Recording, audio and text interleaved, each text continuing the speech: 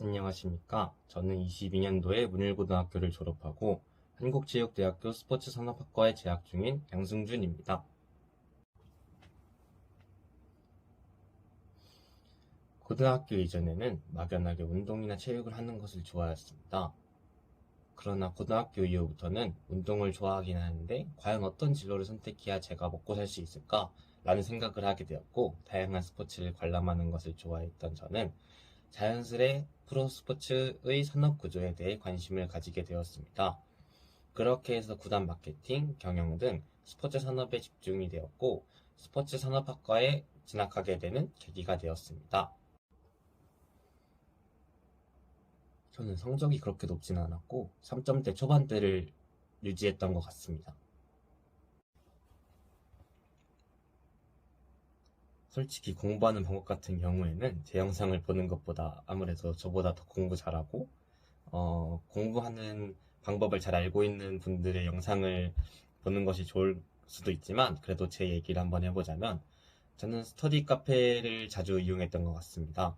아무래도 스터디 카페가 조용한 환경이 조성이 되고 핸드폰, 침대, TV 등 공부에 방해가 되는 요소가 집보다는 적었기 때문에 스터디 카페를 이용했던 것 같습니다. 과목별로 살펴보자면 영어 같은 경우에는 가장 기본인 단어가 완성이 되어야 독해나 문법 같은 문제를 해결할 수 있기 때문에 단어를 외우는 것을 중심으로 공부하였습니다. 개인적으로 수학, 확률과 통계 파트를 가장 좋아하였는데, 수학은 다양한 유형의 문제를 많이 풀어보고 문제에서 나온 숫자를 공식에 대입하는 능력을 기르는 것이 중요합니다. 그래서 문제를 많이 풀어보는 것이 가장 중요하다고 할 수 있습니다. 물론 체대라서 수학을 공부하는 것에 대해 그렇게 중요하게 생각하지 않는 분들도 많을 수도 있지만, 그럼에도 상위권 대학의 체대를 노리시는 분들이라면 수학을 공부하는 것은 필수라고 할 수 있습니다.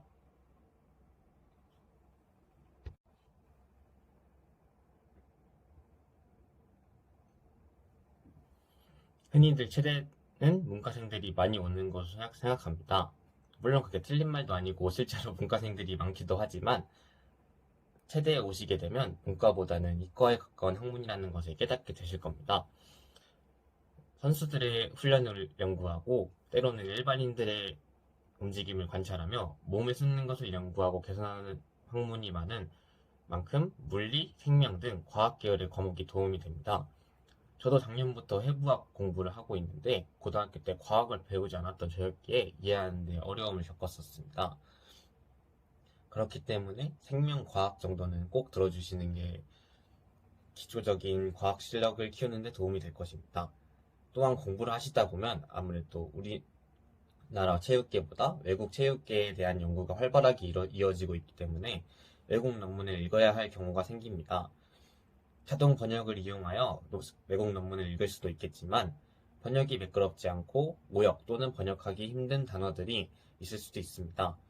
따라서 영어를 공부할 수 있는 과목을 선정하여 후에 영어 논문을 읽게 되더라도 기초적인 영어 실력을 갖추어 매끄럽진 않더라도 어느 정도 읽을 수 있는 실력을 갖추고 오는 게 좋을 것 같습니다.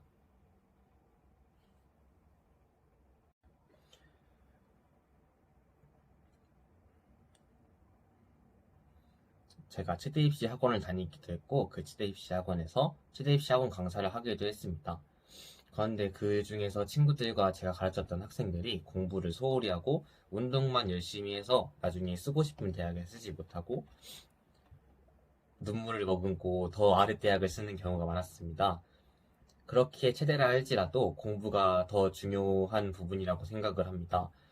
예체능 계열, 특히 체대에는 이런 말이 있는데, 공부가 대학을 정하고 실기 결과가 합격을 정한다는 말이 있습니다. 그러니 공부하는 시간을 최소 수시 원서 넣기 전, 수능 보기 전까지는 공부하는 시간을 매우 늘리고 운동하는 시간을 조금 줄여서 훨씬 더 높은 대학에 원서를 넣을 수 있도록 노력하는 것이 좋을 것 같습니다.